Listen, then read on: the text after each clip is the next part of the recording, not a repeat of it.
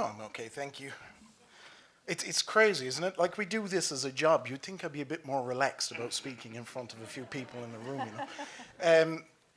I'm Daniel Boyd, and I'm a material scientist, and I get really excited about materials. It's my daughter's in the audience, she can testify to this. I get excited about, I'm not joking, about like the plastics we use to mass produce lunchboxes, right? I get excited about more sophisticated materials. I get excited about the kinds of ceramics that we use for space exploration. But there's one material above all others that I just absolutely love.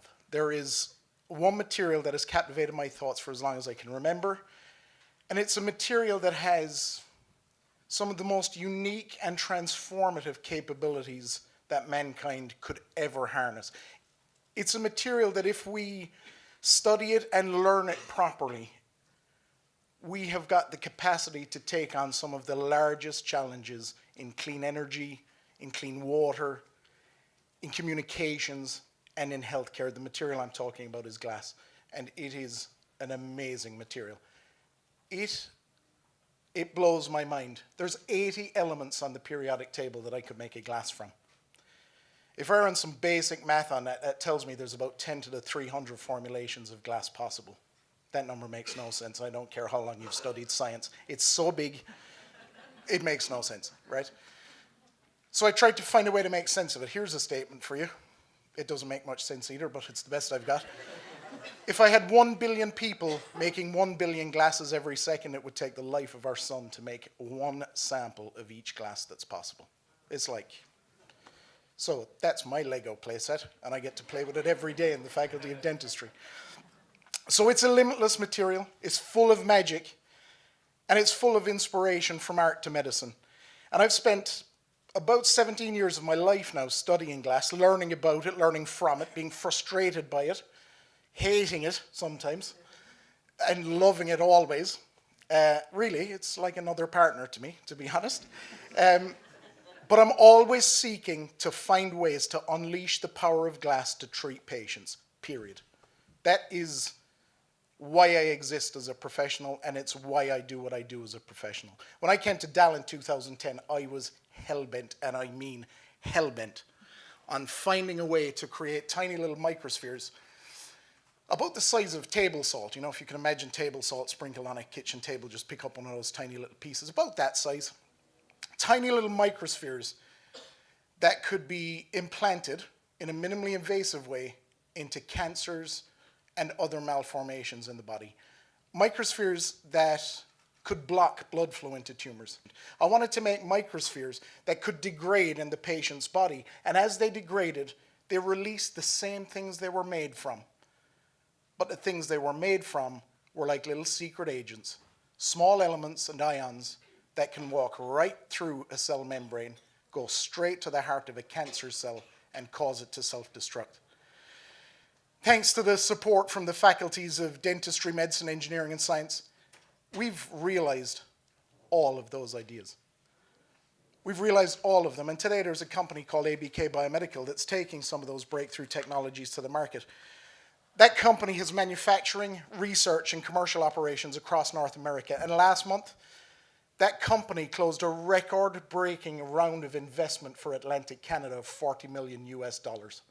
That technology and that raise was done in partnership with one of the world's largest radiation oncology companies. And we're now working with some of the biggest cancer centers on the planet to advance those technologies. Technologies that unleash, totally unleash, the power of glass for the betterment of human health. Technologies that were conceived through basic science with undergraduate, graduate, and professional students on the 4th floor of the dentistry building just across the hall.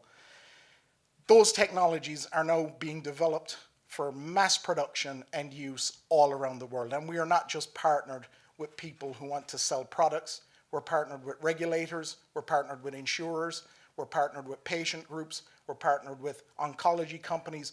We have partnered with the world's best to take those technologies through to the market. But I'll be honest, we haven't even started. We haven't even got started yet. So now I'm hell-bent on something else. I'm really hell-bent on finding ways to unlock the body's own power of self-repair and regeneration. And I believe that glass can offer us a way to do some of that. We're now actively engaging in research where we can use glass to treat the pain associated with osteoarthritis without the need for a drug.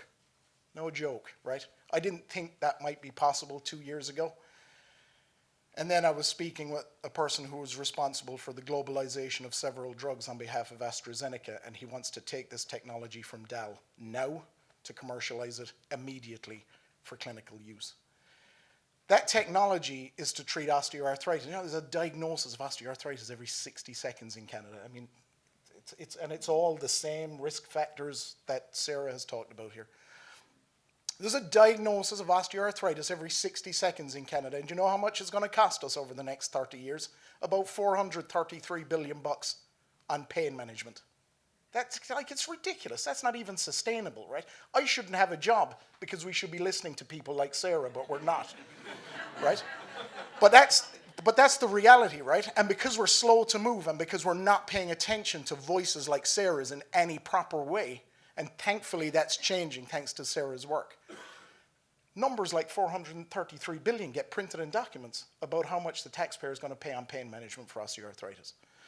So we made a glass technology that can take out those pain receptors in an osteoarthritic knee and help around 7 million people a year in North America every year. We're making it so that these glass particles can give the quality of life back to patients that osteoarthritis so cruelly robs from them. Glass is helping us fight back for those patients. And now we're making glasses that can do lots of other things. We're making glasses that can regenerate teeth, treat simple things like dentin hypersensitivity, glasses that can interact with bacteria to treat global problems in dentistry like caries, right? Which has massive global impact. There are right now, take a breath, 2.61 billion people on this planet with untreated caries, and it affects them so much. 621 million of those are children. It's just not good enough, period, right? And we got to do things like population outreach, health promotion, and we got to work on ways to prevent those types of diseases and treat them as they arise. Glass is helping us with that. So we're exploring glasses now that can kill drug-resistant bacteria. We're making glasses that can stop bacteria forming large colonies that could be used in dentistry and medicine more broadly. We're asking ourselves every day, what can we do to unleash the power of glass to deal with some of the most pressing challenges in human healthcare? My name is Daniel Boyd, and I am so proud to be a glass scientist, and I am so proud to be an associate professor at the Faculty of Dentistry here at Dalhousie. Thanks for listening.